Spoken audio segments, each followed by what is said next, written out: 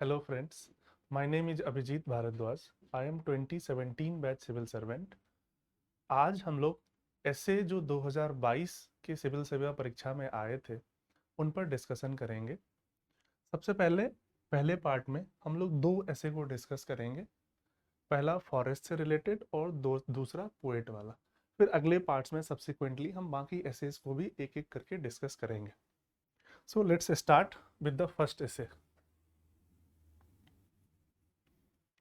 पहला ऐसे है, forest are the best case studies for economic excellence. इसका मतलब क्या है इस टॉपिक का? अधिकतर लोगों ने इस टॉपिक का मतलब ही एग्जाम में गलत समझा. अधिकतर लोगों को लगा कि this topic is about sustainable development,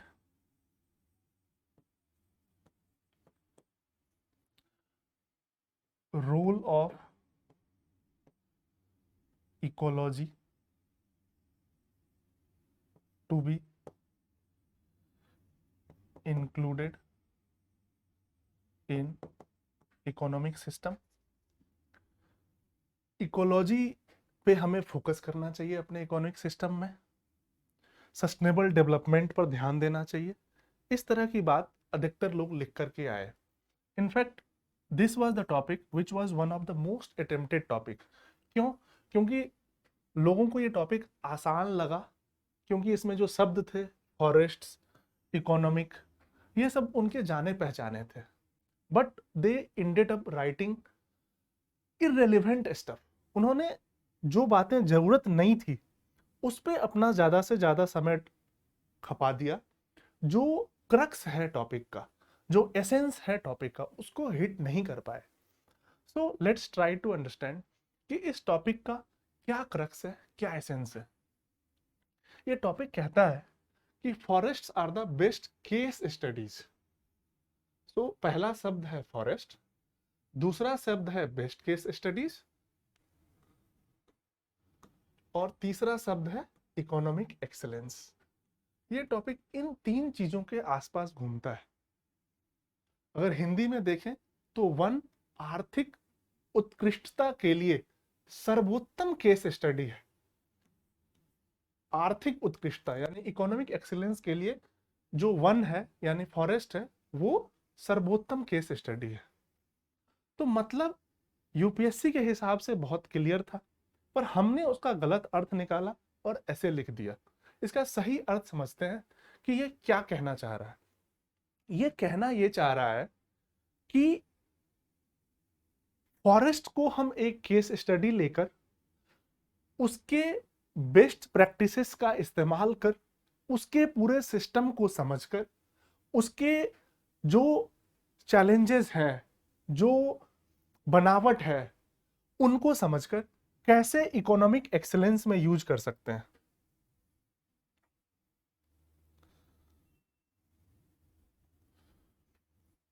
case study शब्द का क्या मतलब होता है?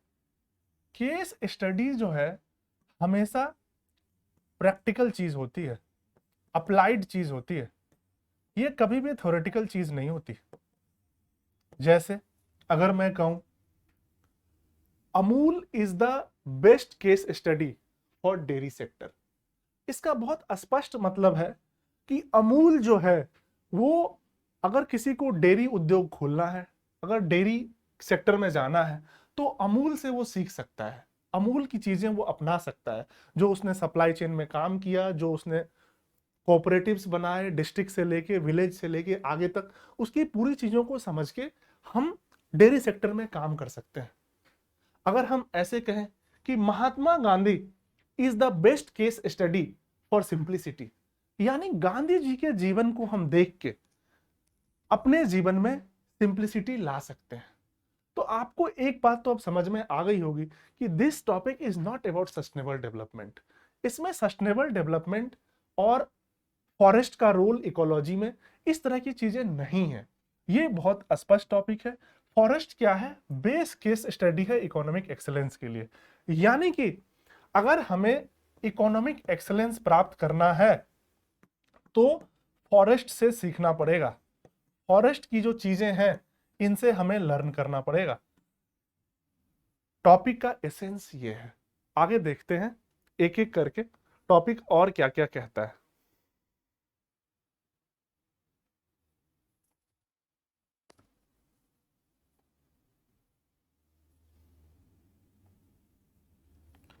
अगर हम फॉरेस्ट और इकोनॉमिक सिस्टम में तुलना करें तो कई सिमिलैरिटी भी है, कई समानता है। जैसे फॉरेस्ट जो है,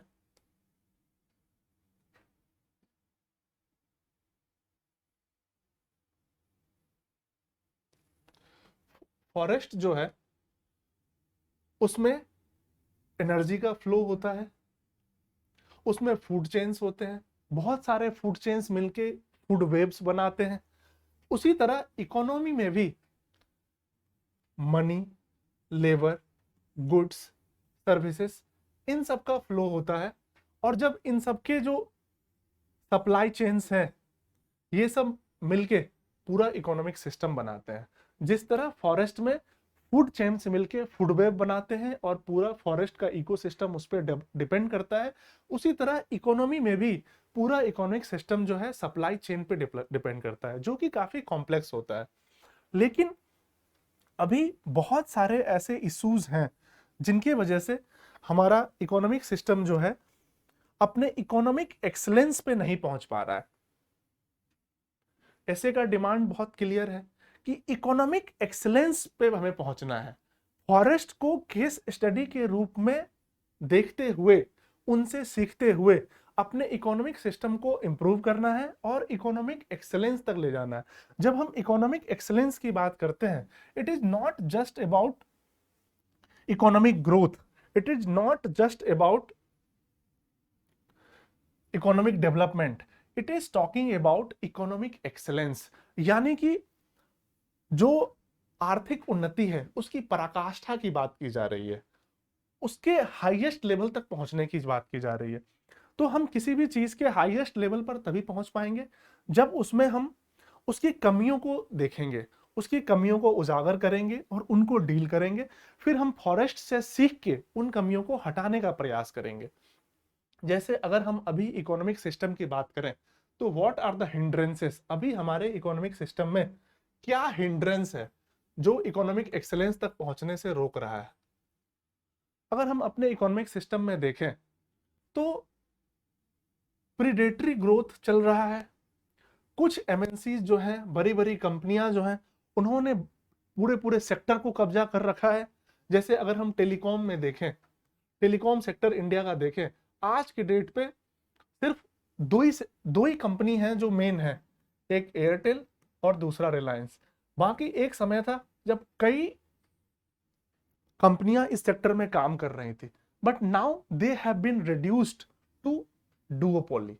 बस दो कंपनियां हैं, वही हैं। अगर हम ई कॉमर्स में देखें तो बड़ी बड़ी कंपनियों की बात करें, अमेजन और फ्लिपकार्ट, ये दो कंपनियों का सबसे बड़ा वर्चस्व है। बाकी और भी छोटे छोटे कंपनियां हैं, बट उनका जो मार्केट शेयर है वो ना के बराबर है। जो सबसे बड़ा शेयर है वो इन्हीं दोनों कंपनियों का है। कहने का मतलब जो sector by sector what we are witnessing is growth of monopoly and duopoly in our economic system. इससे क्या प्रॉब्लम हो रहा है? इससे प्रॉब्लम हो रहा है कि जो हमारी स्मॉल कंपनीज हैं, जो स्मॉल कंपटीटर्स हैं, इनके जो एमएसएमई सेक्टर है, उनको फेयर कंपटीशन नहीं मिल रहा है, वो क्लोज हो रही हैं। अब इनके क्लोज होने से क्या होगा? अनएम्प्लॉयमेंट बढ़ेगा। क्यों? क्योंकि एमएसएमई जो है, आपको पता है, they are giving employment to more than 10 crore people in the country. तो ये एक बहुत बड़ा प्रॉब्लम है। अगली समस्या है राइजिंग इनइक्वालिटी। अगर हम कोई भी इकोनॉमिक सिस्टम जो है वो तभी अच्छा माना जाता है जब उसमें फेयर कंपटीशन हो और इनइक्वालिटी हो, बट इस लेवल की ना हो कि अधिकतर चीजें कुछ चंद लोगों के हाथों में केंद्रित हो जाए। If we look at Indian economy, there is rising income and wealth inequality. Income inequality और वेल्थ इनइक्वालिटी दोनों बढ़ रहा है हमारे यहाँ। ऐसा किसी भी इकोनॉमिक सिस्टम के लिए अच्छा नहीं है। क्यों? क्योंकि जब कुछ लोगों के पास ही पैसा होगा तो इकोनॉमी में डिमांड कहां से आएगा? डिमांड नीचे चला जाएगा। अगर कुछ लोगों के पास ही सारा पैसा इकट्ठा हो जाएगा तो डिमांड कम हो जाएगा इकोनॉमी में। जब इकोनॉमी में डिमांड कम हो जाएगा तो इकोनॉमिक ग्रोथ कम हो जाएगा, क्योंकि कंपनियां प्रोडक्शन कम कर देंगी, कंपनियां प्रोडक्शन कर देंगी तो जीडीपी ग्रोथ रेट कम हो जाएगा। कहने का मतलब ये सारी चीजें लिंक्ड हैं। इसलिए ऐसा बहुत जरूरी है कि इकोनॉमिक सिस्टम के अंदर एक समानता का भाव हो। पूर्ण समानता वैसे भी नहीं हो सकती, but at least there should be some level of inequality, not a stark inequality which we are witnessing now. Then the other problem is lack of inclusiveness. क्या हमारा ग्रोथ इंक्लूसिव है? हमारा ग्रोथ इंक्लूसिव नहीं है। It is only catering to a few people, a few sector located in few areas. If we see the urban areas, most of the economic activity are here. जो हमारे village की economy है, that is being neglected. तो हमारा जो economic growth है वो inclusive नहीं है। क्यों? क्योंकि वो अर्बन एरिया में तो हो रहा है पर रूरल एरिया में नहीं हो रहा है। वो कुछ लोगों के लिए ही हो रहा है, कुछ लोगों को ही उसमें फायदा हो रहा है, बाकी लोग उससे वंचित रह जा रहे हैं। अगर हम दूसरी तरफ देखें, जो अधिकारों की बात है, चाहे वो कंज्यूमर के अधिकार की बात हो या वर्कर्स के अधिकार की बात हो, हमारे इकोनॉमिक सिस्टम में इन दोनों के हितों का ध्यान नहीं रखा जा रहा है।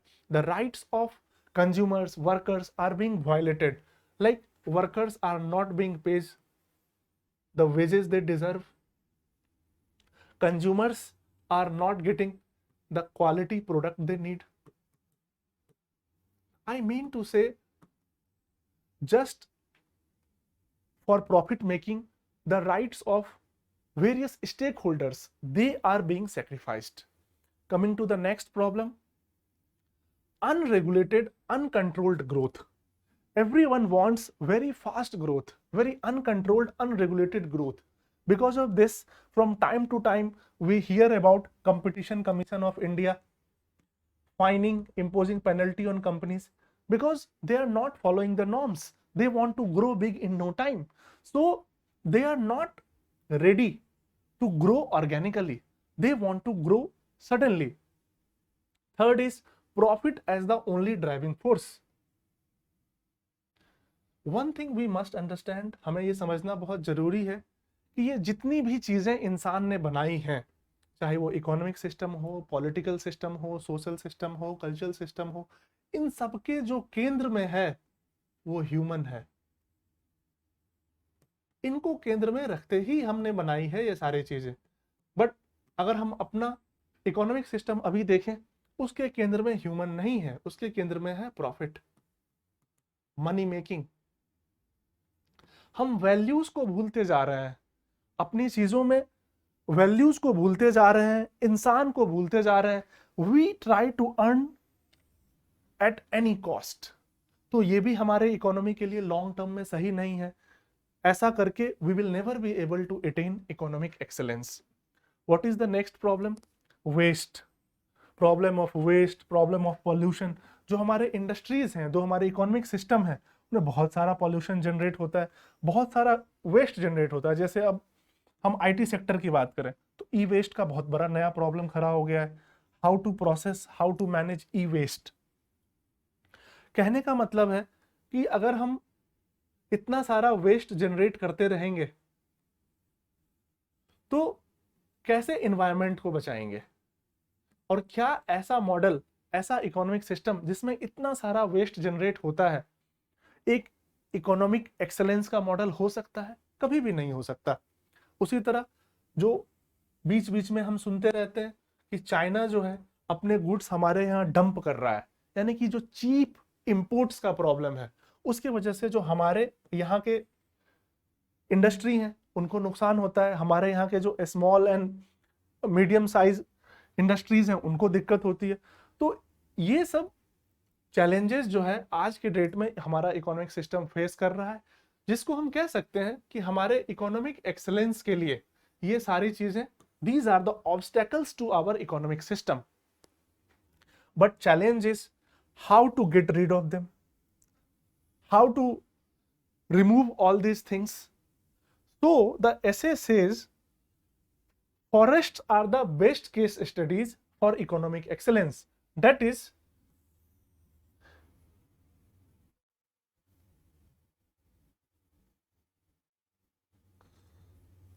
that is, we can remove these problems by learning from forest. This is the essence of this essay. That is, forest are the best case study. तो फॉरेस्ट की चीजों से हम सीख के इन सारे प्रॉब्लम्स को हटा सकते हैं और इकोनॉमिक एक्सेलेंस की तरफ जा सकते हैं. लेट्स सी कैसे जाएंगे.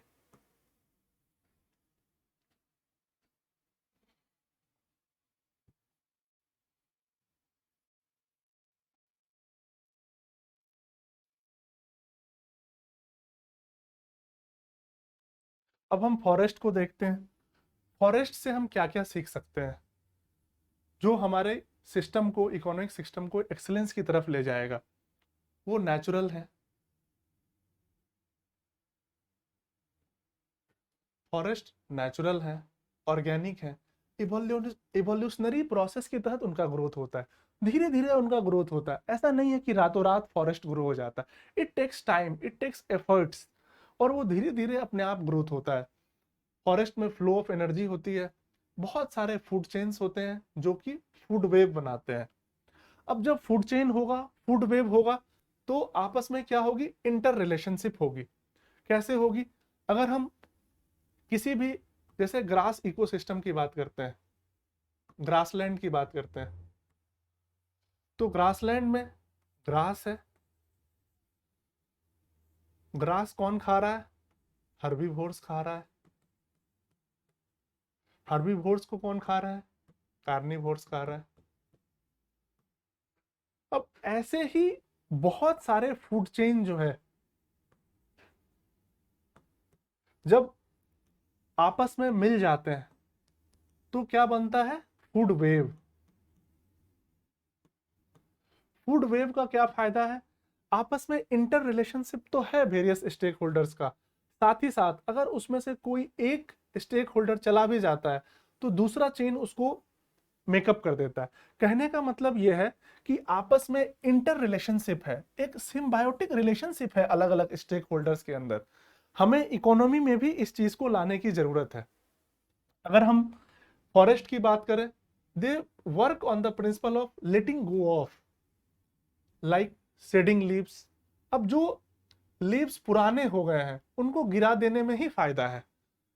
उसी तरह जो ओल्ड ट्रीज हैं वो, उनका डेथ हो जाता है, और जो नई ट्रीज हैं उनका बर्थ हो जाता है. इनसे हम क्या इकोनॉमिक सिस्टम में सीख सकते हैं? कुछ समय पहले हमारे इकोनॉमिक सर्वे ने बात किया था कि कैसे हमारे यहाँ चक्रव्यूह चैलेंज है. चक्रव्यूह चैलेंज का मतलब ये होता है कि कंपनीज जो हैं, they are unable to exit from the economy. Exit का प्रॉब्लम है. पहले तो एंट्री का प्रॉब्लम है, फिर एग्जिट का प्रॉब्लम है. कोई भी कंपनी अगर खुद को वाइंड अप करना चाहती है, इट इज नॉट इजी. इसीलिए क्या इंडिया लेके आया? IBC, insolvency and bankruptcy code. इसीलिए हम लेके आए ताकि कंपनीज जो है आसानी से एग्जिट कर सकें. अगर वो जल्दी एग्जिट कर पाएंगे तो जो उनका लॉस होगा, जो उनकी चीजें हैं उनका लॉस होगा, वो भी बहुत कम होगा. तो ये हमें फॉरेस्ट से सीखने की जरूरत है कि कैसे we should easily let go of. चाहे कंपनीज हो, चाहे ट्रीज हो, दोनों जगह ये चीजें अप्लाई होती हैं. फिर अगर हम देखें इंपॉर्टेंस ऑफ सीड्स, अगर हम फॉरेस्ट को देखें, जो बड़े से बड़ा पेड़ भी होता है वो एक छोटे से सीड, एक छोटे से स्प्राउट से निकलता है, अगर उसको फेवरेबल कंडीशन दिया जाए. हम यहाँ से क्या सीख सकते हैं? हम यहाँ से सीख सकते हैं कि जो हमारा स्टार्टअप इकोसिस्टम है, जो हमारे स्टार्टअप्स हैं, यही फ्यूचर के हमारे यूनिकॉर्न्स हैं और एमएनसीज हैं. So we need to provide startups enabling conditions so that they reach their full potential. तो ये भी हम फॉरेस्ट से सीख सकते हैं कि किस तरह वो सीड्स को बड़े पेड़ में कन्वर्ट करती है, वैसे ही हम स्मॉल स्टार्टअप्स को यूनिकॉर्न और एमएनसीज में कन्वर्ट करें. Diversity of flora and fauna.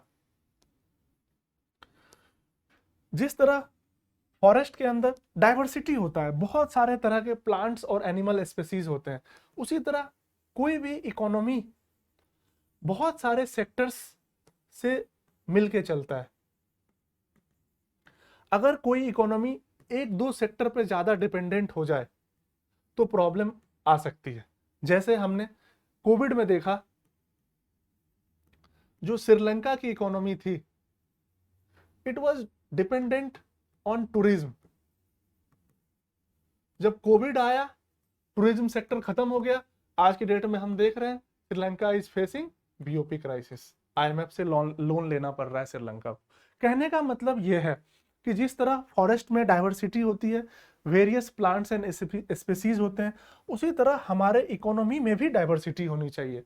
Economy should depend on many sectors, not just one और टू सेक्टर्स। जैसे अगर हम मिडिल ईस्ट इकोनॉमी की बात करें, जो मिडिल ईस्ट कंट्रीज हैं, उनका जो मोस्टली डिपेंडेंस है वो किस पर है? ऑयल पे है।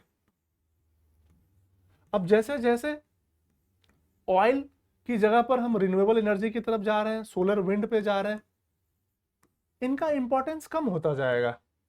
तो इट इज इंपॉर्टेंट कि अब ये लोग धीरे धीरे अलग अलग सेक्टर्स पे शिफ्ट हो जाएं। कहने का मतलब यह है कि डाइवर्सिटी बहुत जरूरी है। If you have to sustain in long term, if you want to have sustainable growth, if you want to attain economic excellence, diversity बहुत जरूरी है, चाहे वो जंगल में हो या इकोनॉमिक सिस्टम हो। इसी तरह survival of the fittest, forest हमें क्या सिखाता है? Survival of the fittest. इसी तरह इकोनॉमी में भी जो कंपनीज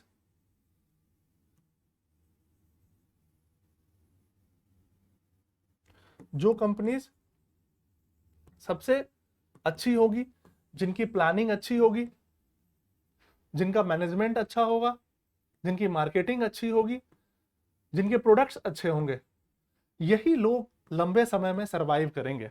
तो इट इज़ वेरी इंपॉर्टेंट कि हमें ये सब चीज़ें समझ में आनी चाहिए कि फॉरेस्ट से हम सर्वाइवल ऑफ द फिटेस्ट भी समझ सकते हैं। प्लस अगर हम फॉरेस्ट को देखें, फॉरेस्ट आर वेरी रेजिलियंट। उनकी एक बहुत यूनिक क्वालिटी होती है, क्या? रेजिलियंस। क्यों?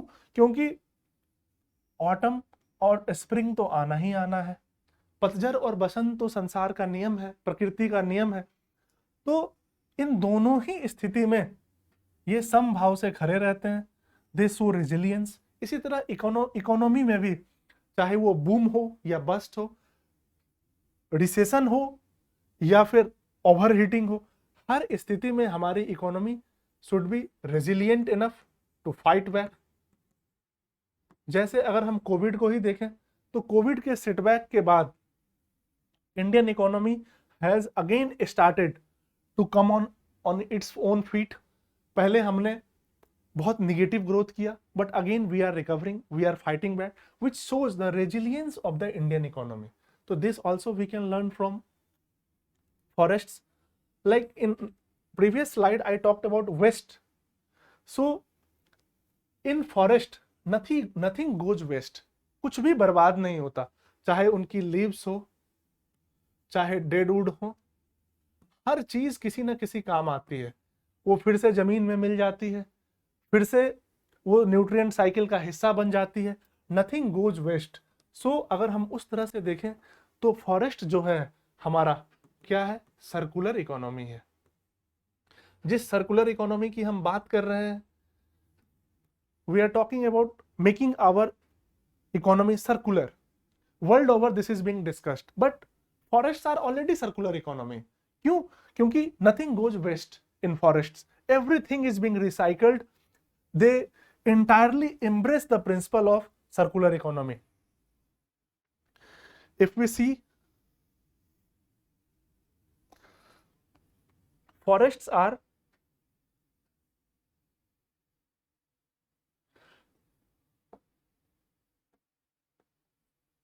life centric. This is also one of the things which we can learn from forest. Forests are life centric. At the core of the forest is life. They always create such conditions which is good or which is favorable for existence of life. So in case of forests, what is the core? Life is the core. Everything else is secondary. But in case of modern economy, what we are saying is money is the core. We need to learn this from forests, that money cannot be the only thing which is at core. Along with money, humans, values, these things also should drive our economy. So this is what we can learn. Then in forest we see invasive species. We see how invasive species damage forest. जो बाहर की चीजें हैं वो आके नुकसान कर जाती हैं. ये चीज हम इकोनॉमी में भी देखते हैं. जो चीप इंपोर्ट है जिसकी मैंने बात की थी, जो डंपिंग ऑफ गुड्स है, उसकी वजह से हमारे इकोनॉमी का भी नुकसान हो जाता है. तो what we can do is we can prevent invasive, just like invasive species in forest, we can prevent dumping or cheap imports to protect our economy and reach economic excellence. So this is all about this topic, that is forests are the best case studies for economic excellence.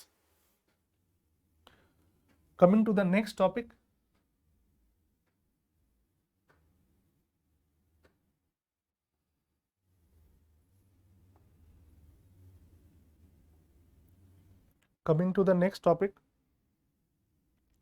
poets are the unacknowledged legislator.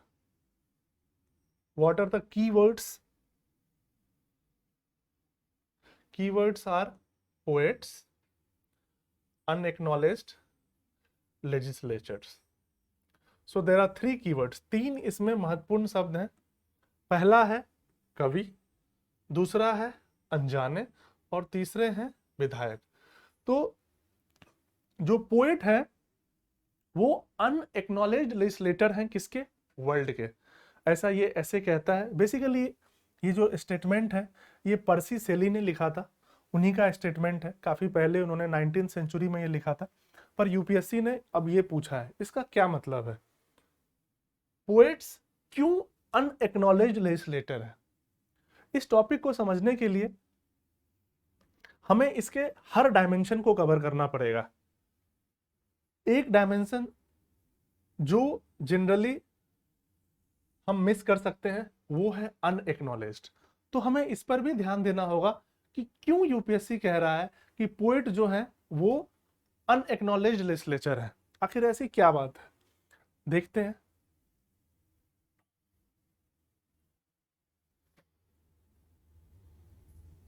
इस ऐसे को एक interesting तरीके से start कर सकते हैं.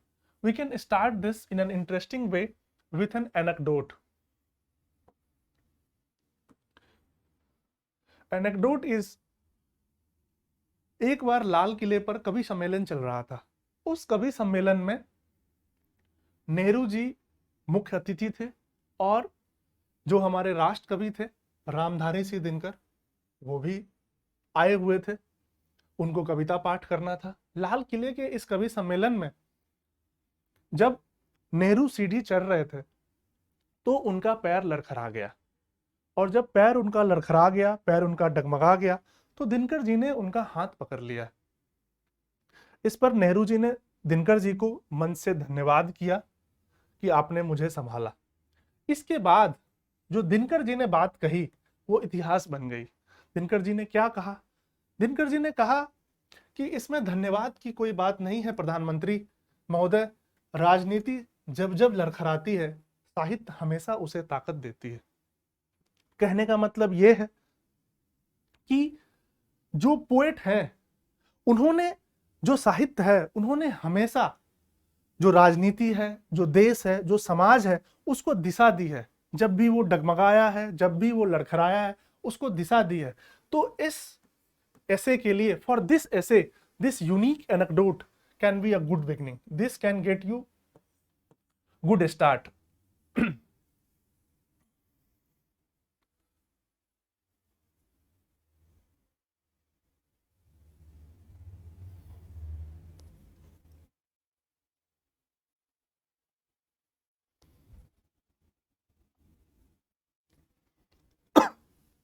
Now Coming to the point, why poets are legislators?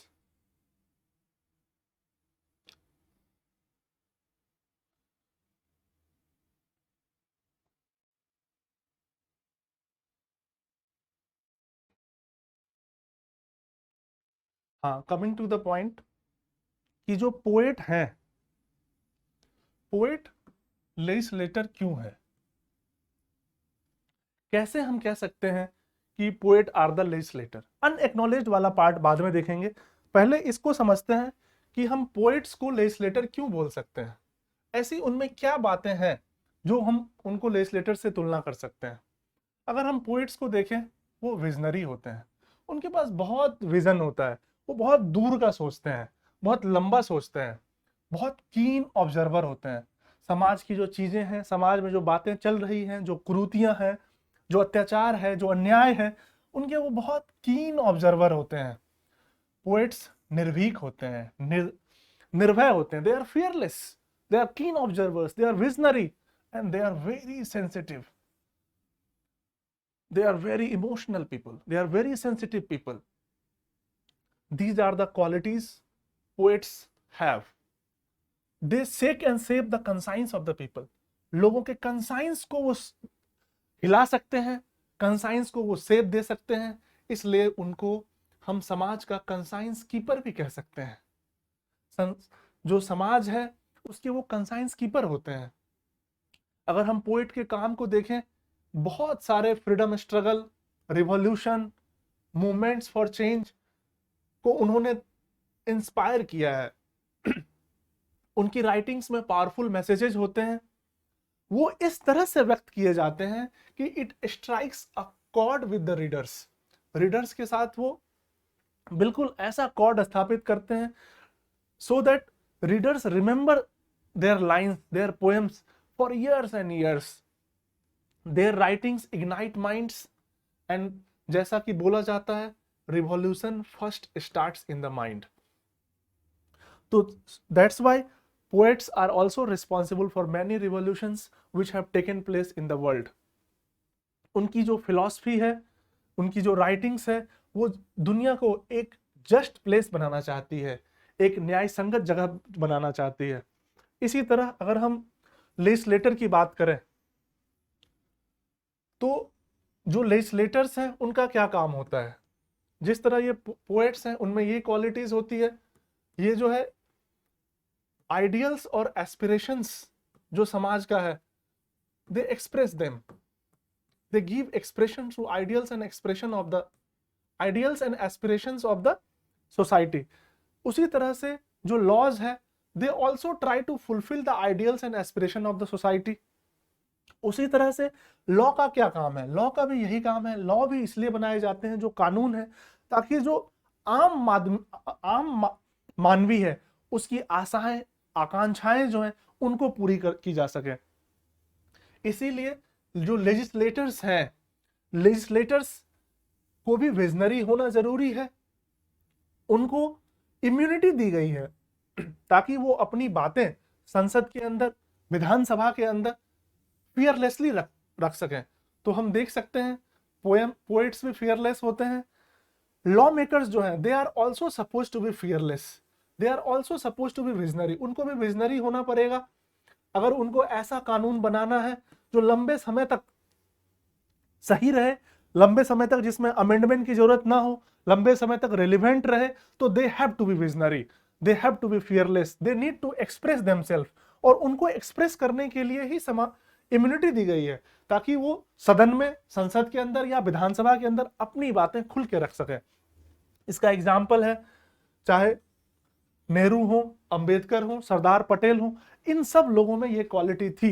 अगर ये क्वालिटी ना रही होती तो हमारा संविधान जो है 75 साल के बाद भी आज एक लाइव कॉन्स्टिट्यूशन है, एक जिंदा संविधान है हमारा, जो कि अभी भी उसकी जो भावनाएं हैं, उसकी जो फिलॉसफी है, वो पूर्ण रूप से रेलिवेंट है।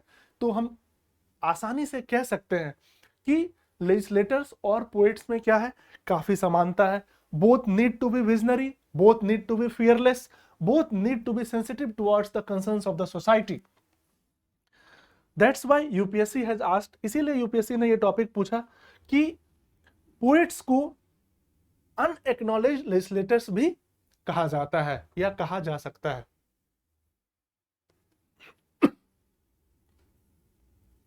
अब हम देखते हैं कि जो पोएट्स हैं उनकी राइटिंग्स में क्या क्या चीज होती है। एक बहुत इंटरेस्टिंग बात प्रेमचंद जो हिंदी के बहुत ही प्रसिद्ध लेखक रहे हैं, उन्होंने कही थी, साहित्य राजनीति के आगे चलने वाली मशाल है। कहने का मतलब यह है कि साहित्य जो है वो एक सच्चाई की मशाल है जो हमेशा राजनीति के आगे चलती है और राजनीति को दिशा दिखाती है। अब जो पोएट्स हैं उनकी राइटिंग्स में क्या क्या चीजें मिलती हैं, उनकी राइटिंग्स में life struggle of common citizens, their suffering, their pain, their despair, जो करप्शन है समाज में, जो इनसेंसिटिवनेस है एडमिनिस्ट्रेशन का, वो हमें मिलता है। जो पॉलिटिक्स में प्रॉब्लम है, जो बुराइयां, जो वाइसेस घुस आई हैं पॉलिटिक्स में, उसका जिक्र मिलता है। समाज में जो अन्याय है, इनजस्टिस है, पॉवर्टी है, हंगर है, डेस्टिट्यूशन है, इन सब चीजों का जिक्र हमें मिलता है। और क्या लिखते हैं वो लोग जो पोएम लिखते हैं, they give voice to the anger of the voiceless, क्योंकि जो आम आदमी है, जो सिटीजन है, उनके गुस्से को, उनके आक्रोश को वो आवाज देते हैं। उनकी बातों में ideals of liberty, equality, fraternity झलकता है। They advocate change, they inspire revolution, they also cautions about the future challenges which are going to come for the humanity. तो ये सारी बातें जो उनकी पोएम्स में झलकती है, ये सब क्या है? They are nothing but the ideals and aspirations of the society. और यही काम किसका है? लेजिस्लेटर्स का है। इसीलिए पोएट्स को क्या कहा जाता है? लेजिस्लेटर्स भी कहा जा सकता है, क्योंकि उनकी राइटिंग्स में वो बात है जो लेजिस्लेटर को भी करना जरूरी है। यानी कि जो आइडियल्स एंड एस्पिरेशंस के लिए लेजिस्लेटर लॉ बनाते हैं, और आइडियल्स और एस्पिरेशंस को फुलफिल करने के लिए पोएट्स क्या लिखते हैं? पोएम लिखते हैं, जिसमें वो आम आदमी के चैलेंजेस को, उनकी प्रॉब्लम्स को, उनके अन्याय को, इन सबको हाईलाइट करते हैं।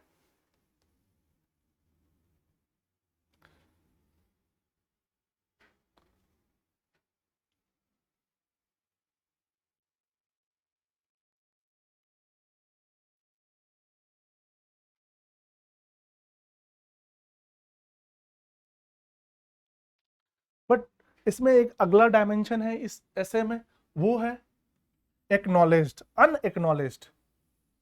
यूपीएससी ने कहा है पोएट्स आर द अनएक्नॉलेज्ड लेजिस्लेटर्स। वो अनएक्नॉलेज्ड क्यों है? ऐसी क्या बात है कि उनकी बातों को नहीं एक्नॉलेज किया गया, उनको रिकॉग्निशन नहीं दिया गया है? अगर हिंदी में बात करें तो अनएक्नॉलेज्ड का क्या मतलब है? हिंदी में अनएक्नॉलेज्ड का मतलब है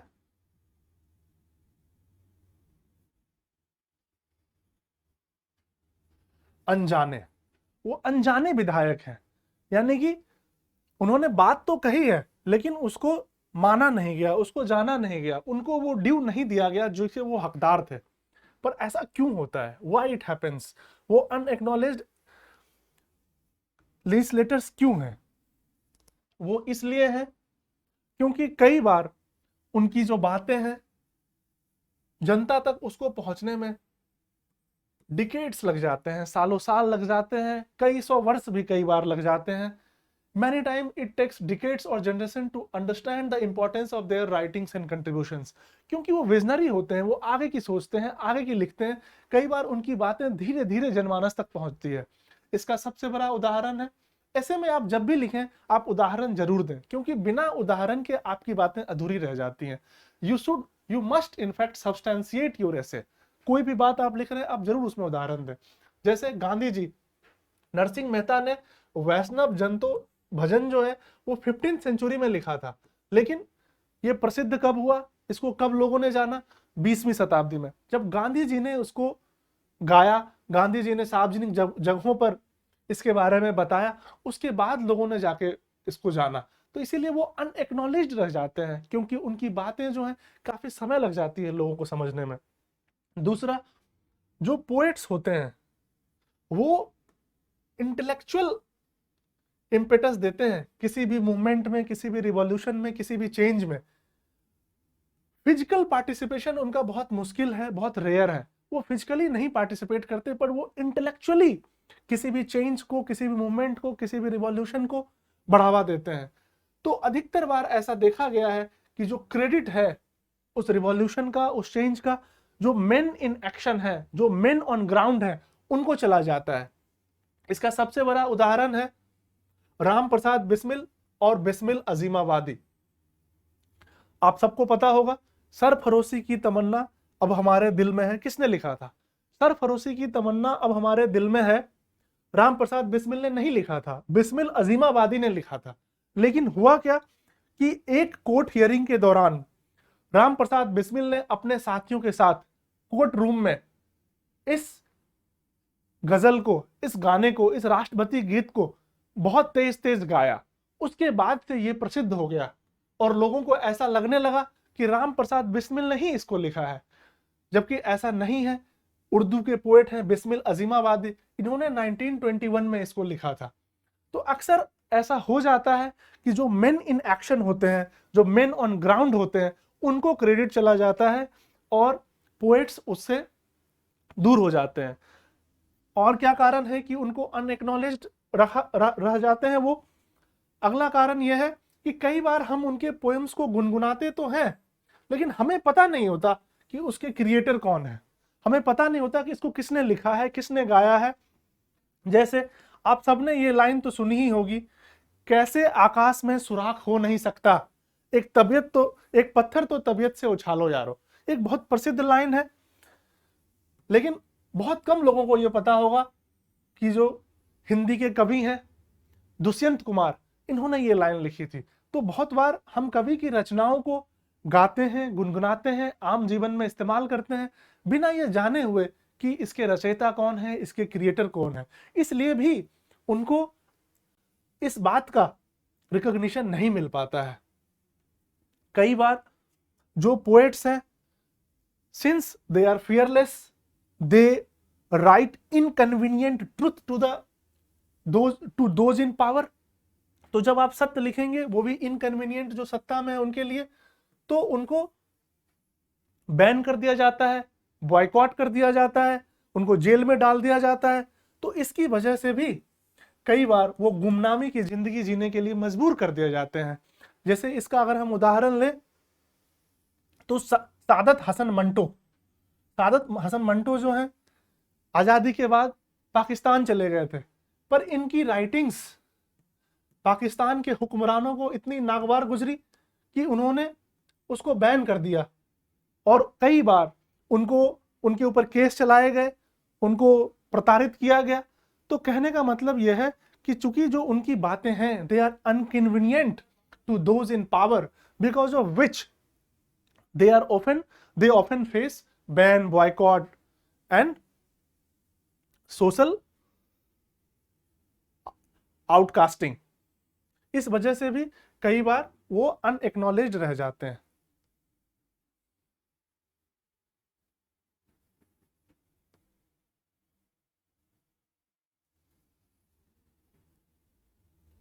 बट सवाल उठता है कि क्या वे हमेशा अनएक्नॉलेज्ड रहते हैं? ऐसा जरूरी नहीं है। कई बार जो पोएट्स हैं, राइटर हैं, उनको उनकी रचनाओं को एक्नॉलेज भी किया जाता है। जैसे अगर हम थॉमस पेन की बात करें, थॉमस पेन ने क्या लिखा था? कॉमन सेंस लिखा था। थॉमस पेन ने कॉमन सेंस लिखा था। कॉमन सेंस एक पैम्पलेट था, उसमें क्या बताया गया था?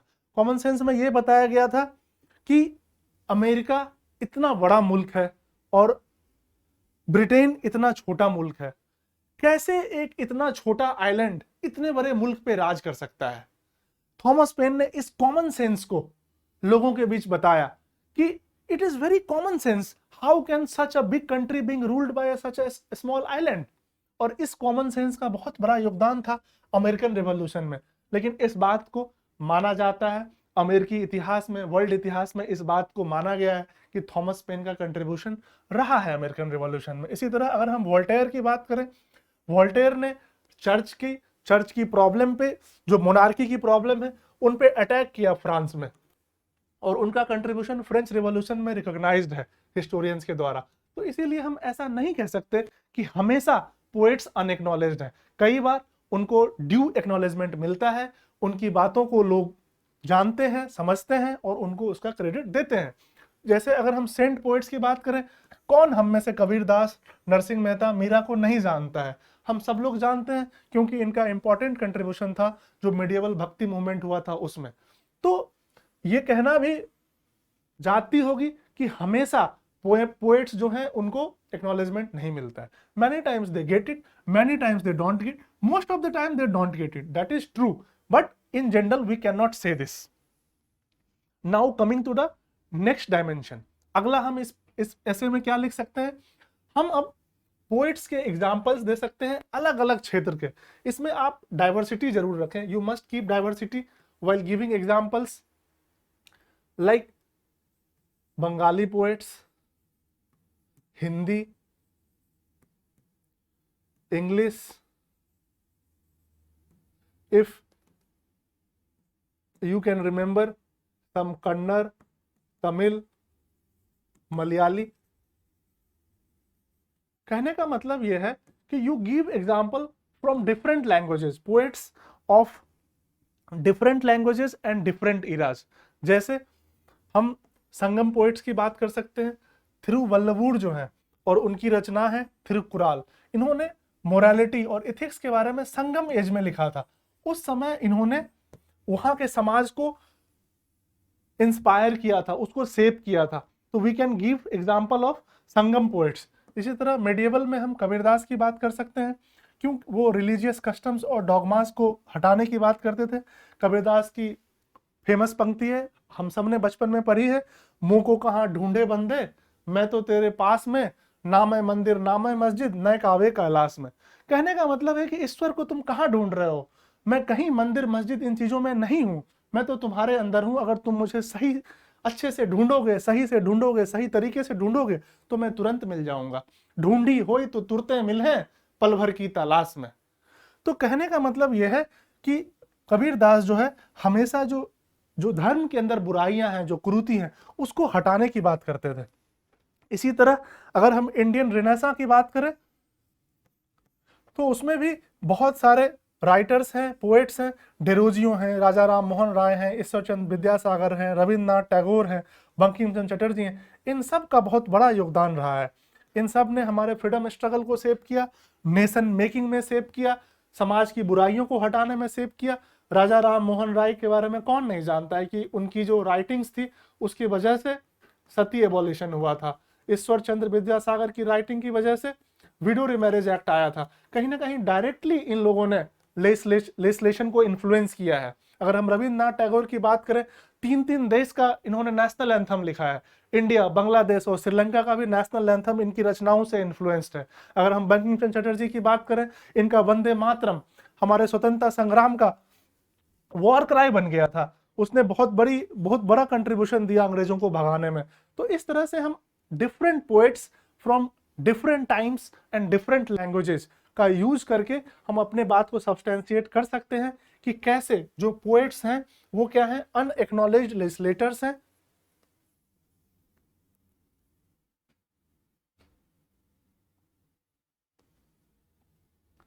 आगे बढ़ते हुए अगर हम हिंदी की कुछ रचनाओं की बात करें जो हम में से अधिकतर लोग जानते हैं, most of us know, we talk about some Hindi poets. Ramdhari Singh Dinkar और राष्ट्रकवि जिनको हम बोलते हैं, उनकी एक फेमस पंक्ति है, सिंहासन खाली करो कि जनता आती है। ये इन्होंने 1950 में लिखा था। सी हिज विजन, कितने विजनरी थे। इन्होंने ये बात 1950 में लिखी, पर इसका इस्तेमाल कब हुआ? 1975 में जयप्रकाश नारायण ने जब संपूर्ण क्रांति का नारा दिया, when he talked about total revolution, this poem was recited, which literally means in a democracy ultimate power lies with the people, with the masses. So you can easily correlate how poets were visionary and they wrote about the people, the democracy, the society and the related things. इसी तरह अगर हम दुष्यंत कुमार की बात करें, contemporary चीजों पर लिखने के मामले में इनका कोई स्थान नहीं है। दुष्यंत कुमार ने बहुत सारी ऐसी गजलें लिखी जो आज भी बिल्कुल वैसी रेलिवेंट है। जैसे इनकी एक कविता है, हो गई है पीर पर्वत सी पिघलनी चाहिए, इस हिमालय से कोई गंगा निकलनी चाहिए।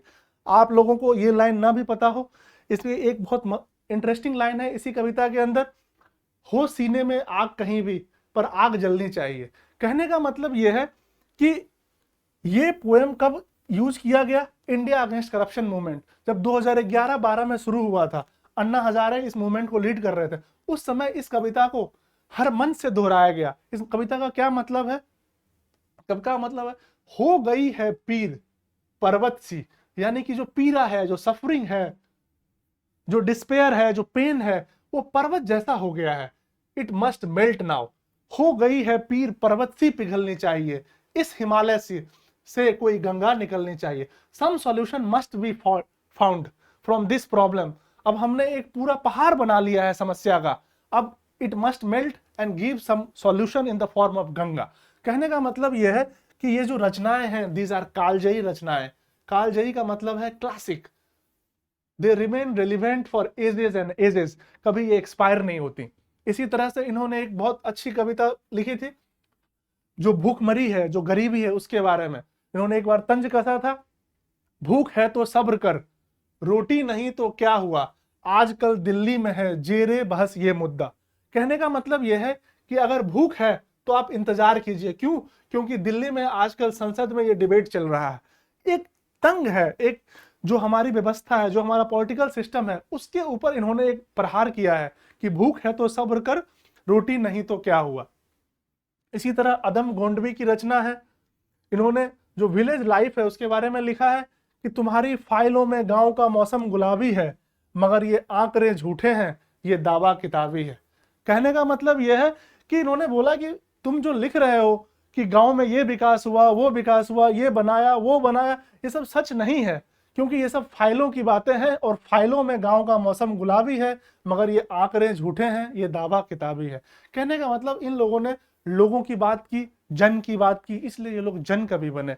इसी तरह आदम गोंडवी ने कास्ट डिस्क्रिमिनेशन के बारे में भी काफी लिखा है। इनकी एक कविता है, आइए महसूस कीजिए जिंदगी के ताप को, मैं चमारों की गली तक ले चलूंगा आपको। कहने का मतलब है कि जो डिस्क्रिमिनेशन है दलित के प्रति इंडिया में, जो चमारों की गली, कहने का मतलब यह है कि चलिए इनके साथ, कहना ये चाह रहे हैं कि जाइए और देखिए कि वो किस कंडीशंस में अपना जीवन जी रहे हैं, under what circumstances they are living. क्या वो उस चीज को डिजर्व करते हैं? क्या 21वीं सदी का भारत अभी भी इन चीजों को जूझता रहेगा? तो ये सब बहुत ही रेलिवेंट बातें इन्होंने लिखी हैं, इसीलिए इनको लेजिस्लेटर्स कहा गया है। तो आपको हमेशा रीइंफोर्स करते रहना है इनकी बातों को कि क्यों इनको लेजिस्लेटर कहा गया है। ऐसा नहीं है कि कवियों के बारे में लिखते लिखते आप ऐसे को भूल गए कि क्या लिख रहे थे और यही लिखते रह गए, इन्होंने ये लिखा। यू मस्ट लिंक देम कि क्यों इनको लेजिस्लेटर कहा गया है, क्योंकि इन्होंने सोसाइटी की बात की, आइडियल्स और एस्पिरेशंस की बात की, कंसाइंस को सेक करने का काम किया, जो रहनुमा थे उनको जगाने का काम किया, जो सत्ताधीश थे उनको चुनौती दी, इसीलिए इनको लेजिस्लेटर्स कहा गया है। इसी तरह जो कैपिटलिज्म है और उसकी प्रॉब्लम है, उसके बारे में एक बहुत इंटरेस्टिंग कविता है, किसने लिखी है? सूर्यकांत त्रिपाठी निराला ने। इन्होंने क्या लिखा है, अबे सुन बे गुलाब, भूल मत जो पाई खुशबू रंगो आब, खून चूसा खाद का तूने असिस्ट, डाल पर इतरा रहा है कैपिटलिस्ट। कहने का मतलब है जो गुलाब है वो कैपिटलिज्म को सिंबलाइज करता है। वो कह रहे हैं कि वो गुलाब के जो ऊपर में गुलाब है, जो उसकी खुशबू है, जो वो मुस्कुरा रहा है, जो इतना सुंदर लग रहा है, उसके पीछे बहुत सारे लोगों का हाथ है, जो खाद है, जो मिट्टी है, जो पॉलिनेशन हो रहा है, उन सारी चीजों का हाथ है। लेकिन कैपिटलिस्ट जो है सारी चीजों का श्रेय खुद के पास ले जाते हैं। एक तरह से आप कह सकते हैं कि कैपिटलिज्म के ऊपर ये कुठाराघात है। इट इज एन असॉल्ट और it is a criticism of capitalism.